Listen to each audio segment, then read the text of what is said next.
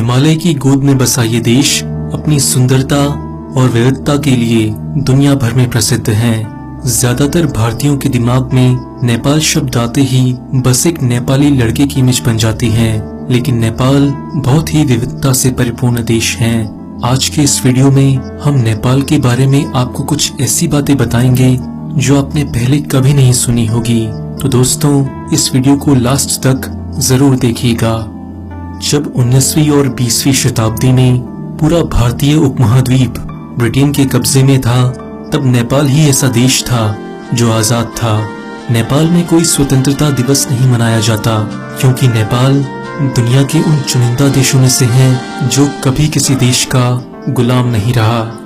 नेपाल को south Asia का सबसे पुराना देश माना जाता है। नेपाल में 80 जातीय समूह हैं और 123 से ज्यादा भाषाएं हैं। नेपाल दुनिया के उन अनोखे देशों में से है जहां इतनी विविधता होने के बावजूद भी आज तक कोई दंगा फसाद नहीं हुआ। हिमालय का अधिकांश हिस्सा नेपाल में आता है। हिमालय को भारत की सरजमी से देखते हुए हम सोचते हैं कि हिमालय भारत का ही हिस्सा है, लेकिन ये अधूरा सच है। माउंट एवरेस्ट के साथ साथ हिमालय का अधिकांश हिस्सा नेपाल में आता है। दुनिया में नेपाल का झंडा ही ऐसा है जिसके 4 कोने नहीं हैं। इसके अलावा सभी देशों के झंडों के 4 कोने होते हैं।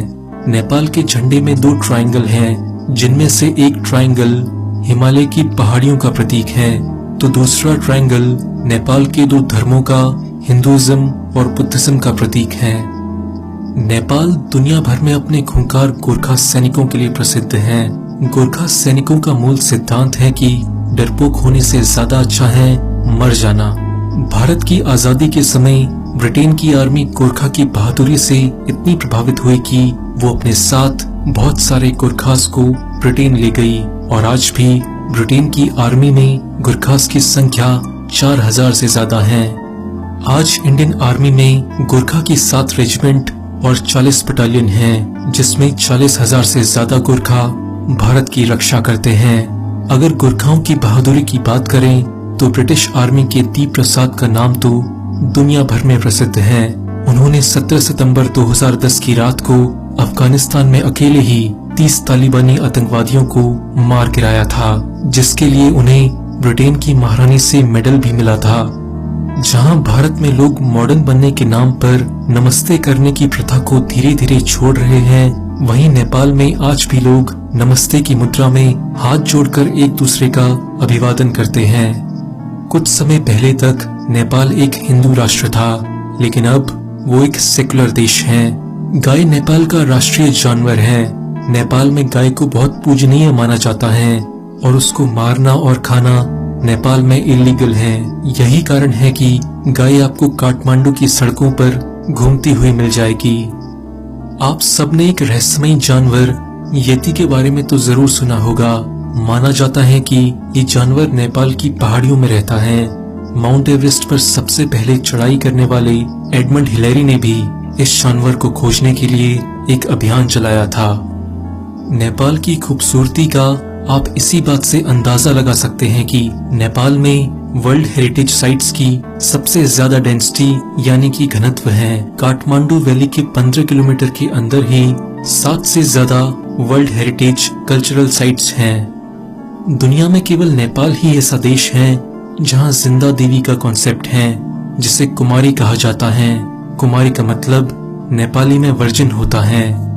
भगवान बुद्ध का जन्म नेपाल के लुम्बिनी में हुआ था। इस जगह दुनिया भर से बौद्ध धर्म के अनुयायी आते रहते हैं। नेपाल में भगवान बुद्ध के प्रति लोगों में जबरदस्त श्रद्धा की भावना देखी जा सकती है। इसके साथ साथ महाशिवरात्रि नेपाल का बहुत बड़ा त्योहार है। दुनिया की 10 सबसे ऊंची पर्वत चोटियों में से 8 नेपाल में है। इसमें 8,848 मीटर की ऊंचाई वाली माउंट एवरेस्ट सबसे ऊंची है। माउंट एवरेस्ट को नेपाली भाषा में सागर माता कहा जाता है, जिसका मतलब है आसमान की देवी। नेपाल कभी चरस तंबाकू आदि के लिए बहुत फेमस था, लेकिन अब यहाँ चरस तंबाकू खरीदना, बेचना और इस्तेमाल करना गैर कानूनी है।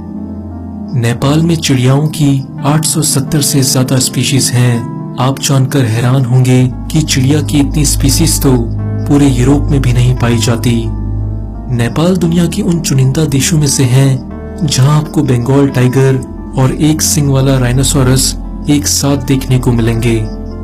54.6 सेंटीमीटर की हाइट वाला दुनिया का सबसे छोटा आदमी चंद्र बहादुर नेपाल का ही है। रामायण की मुख्य पात्र सीता माता का जन्म स्थल मिथिला नेपाल में ही है।